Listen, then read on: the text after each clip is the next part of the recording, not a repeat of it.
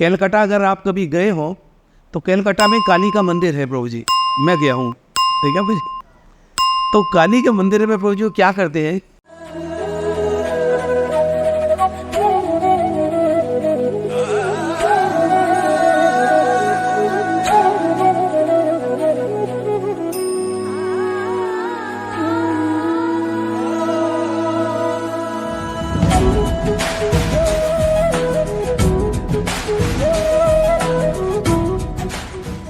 छोटे छोटे जो बच्चे होते हैं बकरे के, कोई 6 महीना, कोई 8 महीने का, तो हमने प्रभु जी वहाँ देखा तो हमारा तो दिल्ली हिल गया बिल्कुल। उसको इतना भयानक वो मंजर था।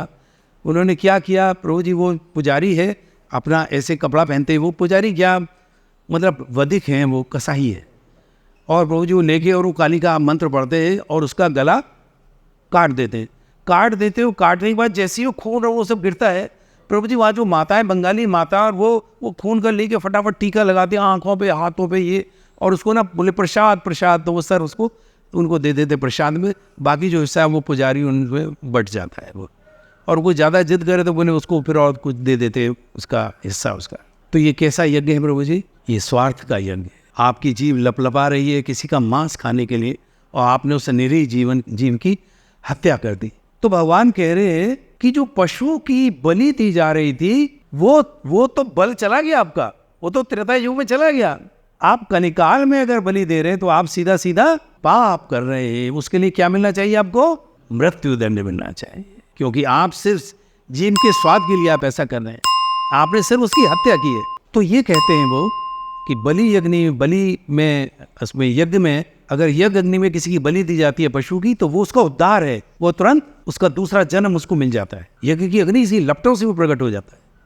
आपने सुना होगा, सुना नहीं तथ्य है, महाभारत में पढ़ते हैं, तो एक यज्ञ हुआ था जिसमें राजा द्रौपद ने एक यज्ञ किया था, उनको कोई संतान नहीं थी, तो उस यज्ञ में 2 बच्चे उनके उस यज्ञ की ध्वनि से निकले। कौन कौन, द्रौपदी और धृष्टद्युम्न। ये धृष्टद्युम्न वही है जिसने बाद में द्रोणाचार्य का सिर काटा, हाँ, जिनका वध किया, और ये द्रौपदी वही है जिसकी कहानी महाभारत का युद्ध हुआ। तो द्रौपद यही चाहते थे अपने अपमान का बदला लेना, तो उन्होंने यज्ञ किया, और यज्ञ में उस समय जो ऋषि थे वो इतने इस लायक थे कि वो यज्ञ की जो हवि है उससे उत्पन्न कर सकते थे ऐसी शक्ति जो उनका सर्वनाश कर सके, जो उनके विरुद्ध है। तो द्रौपदी और धृष्टद्युम्न अग्नि से उत्पन्न हुए थे। सायोनेजा नहीं है ये लोग ऐसी जैसे साधारण होता है। तो ये मंत्र की शक्ति है जो अब नहीं है। तो इसलिए अगर ऐसा कोई काम करता है तो उसको रोका जाना चाहिए और हमें नहीं करना चाहिए। तो भगवान कहते हैं कि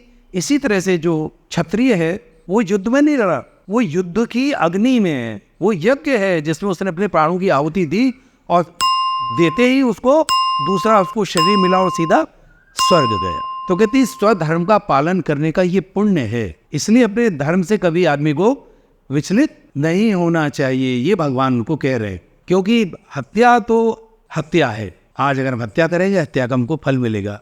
युद्ध में की गई हत्या धर्म है, क्योंकि उसके लिए आपको आज्ञा राज्य से मिल रही है। राज्य का जो प्रतिनिधि है वो राजा है, और राजा किसका प्रतिनिधि है, ईश्वर का प्रतिनिधि है। तो वो आज्ञा किसकी है, भगवान की, और भगवान की आज्ञा से जो काम किए जाते हैं वो कभी भी पाप से पूर्ण नहीं होते, वो कल्याणकारी होते, वो धर्म है, धर्म की आज्ञा है।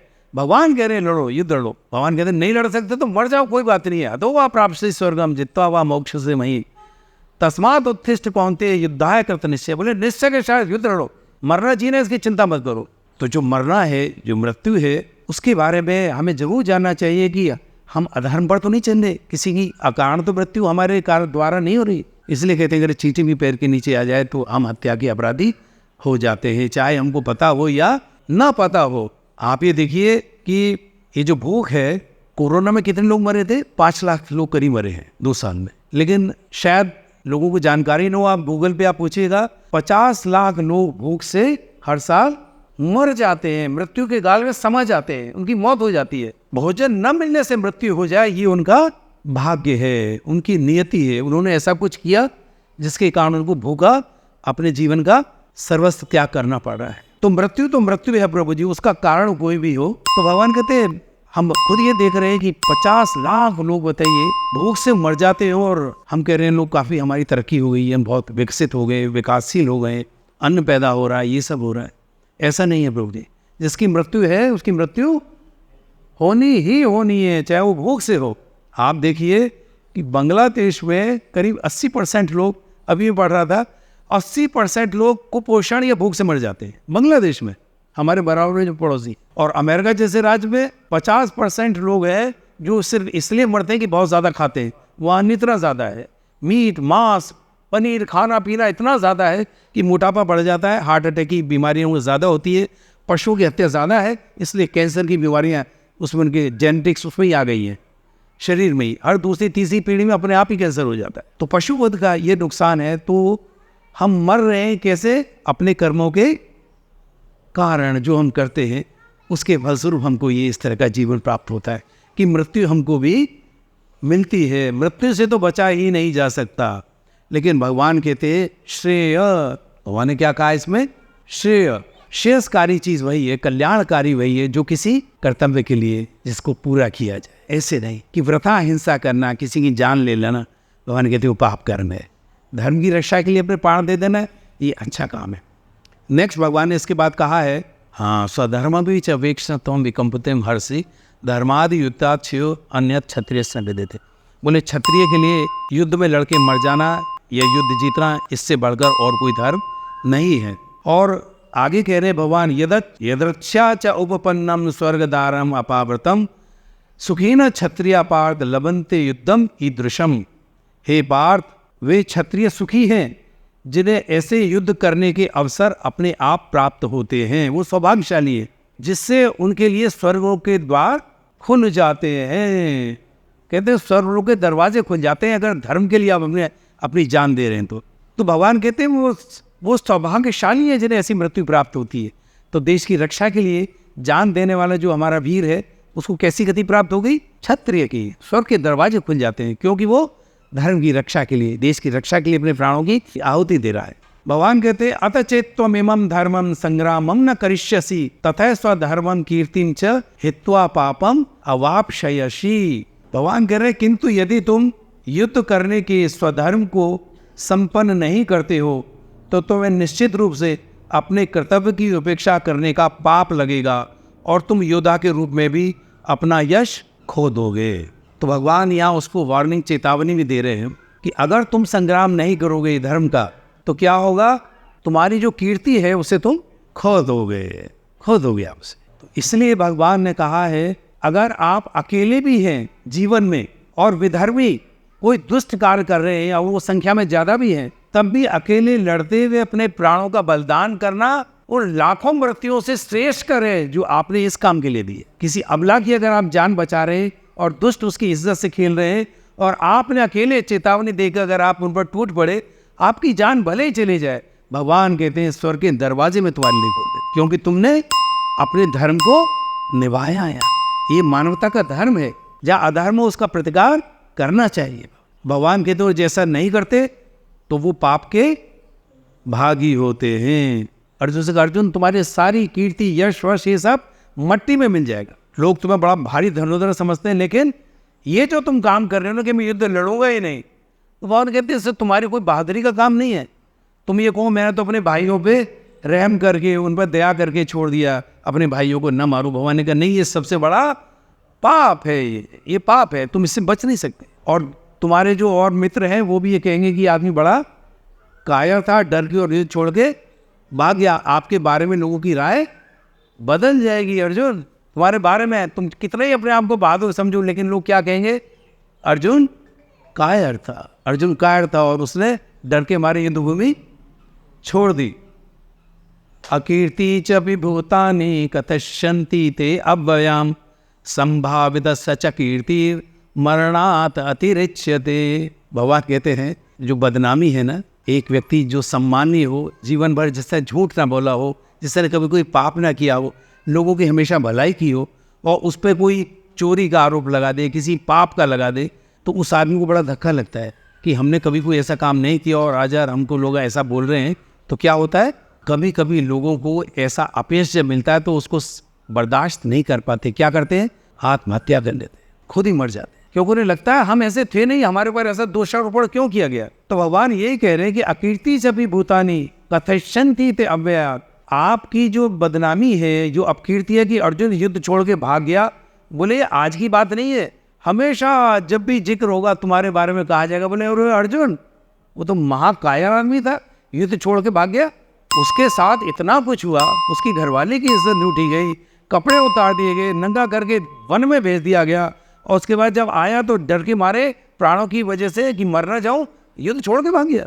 तो कहते हैं ये अकीर्ति, ये जो अपयश है तुम्हारा कभी धुलेगा नहीं, कभी लोग तुम्हें सम्मान नहीं देंगे कि अर्जुन बड़ा बहादुर था। बोले नहीं, जबकि वो वास्तव में कायर नहीं था। अर्जुन बस अर्जुन तो मोह में, आसक्ति में, देहात्म बुद्धि में फंसा हुआ था कि ये मेरे अपने हैं, और ये सबसे बड़ी कमजोरी है। भगवान इसी कमजोरी की ओर इशारा कर रहे हैं कि जो शरीर का जो धर्म है, हरे कृष्ण, ये जो धर्म है ये क्षणिक है, संसारिक है, ये तुम्हारा नहीं है। और भगवान इस दूसरे अध्याय में यही बता रहे हैं कि आत्मा का और शरीर का बिल्कुल जुदा जुदा इनका कर्तव्य है। शरीर कभी भी नष्ट हो सकता है, लेकिन आत्मा कभी नष्ट नहीं होती। अर्जुन तुम शरीर नहीं हो, तुम आत्मा हो। यहाँ तो तुम्हें जो शरीर मिला है इसमें तुम्हें अपना कर्तव्य पूरा करना है, और अर्जुन क्षत्रिय के शरीर मनुष्य योनि में आकर अपने कर्तव्य से विवेक हो रहा है। और भगवान कह रहे हैं ऐसा करोगे तो बड़ा अपयश, बड़ी अकीर्ति, बड़ी बदनामी तुम्हें मिलेगी, और ये कभी समाप्त नहीं होगी। संभावित अच्छा कीर्ति मरणात् अतिरिच्यते, बोले किसी सम्मानीय व्यक्ति के लिए जो अपकीर्ति है, बदनामी है, वो मौत से भी बढ़कर है।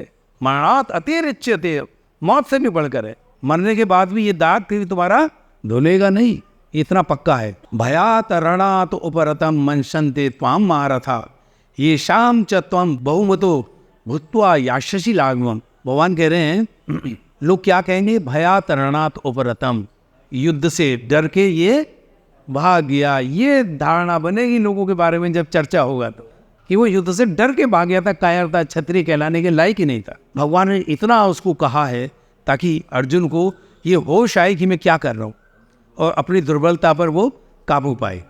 ये शाम च त्वम बहुमतो भूत्वा याशसि लाघवम, और सब लोग में तुच्छ छोटा कहेंगे कि तुम इस लायक ही नहीं थे। जिन जिन महान योद्धाओं ने तुम्हारे नाम तथा यश को सम्मान दिया है, वो सोचेंगे कि तुमने डर के मारे युद्ध भूमि छोड़ दी है, और इस तरह वे तुम्हें तुच्छ समझेंगे। अवांच वादांश बहुनि वदश्यन्ति तब अहिता निंदस्तव सामर्थ्यम ततो दुखतरम नु किम।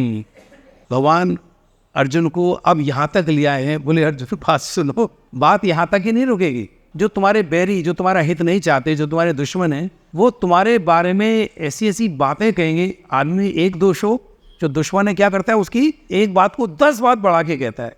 तो बोले तुम्हारे बारे में और ज़्यादा दुष्प्रचार होगा। इतना नहीं है कि युद्ध भूमि छोड़ दी, और भी बुद्ध कहेंगे अरे उसे कुछ नहीं आता था, निकम्मा था। वैसे ही वो तो भगवान कृष्ण जी की उसमें था, संरक्षण में तो बसता रहा। तुम्हारी सामर्थ्य की निंदा हो गई, इससे बड़ा दुख जीवन में अर्जुन और क्या हो सकता है। आप सामर्थ्यवान होके और यदि युद्ध न करें तो भगवान कहते इससे बड़ी कोई बुरी बात कुछ हो नहीं सकती अर्जुन तुम्हारे लिए। अब भगवान ने वो शब्द कहा है, एक तरह से उसको डांटा है, और ये कहा है कि लड़ना तो तुम्हें पड़ेगा ही पड़ेगा।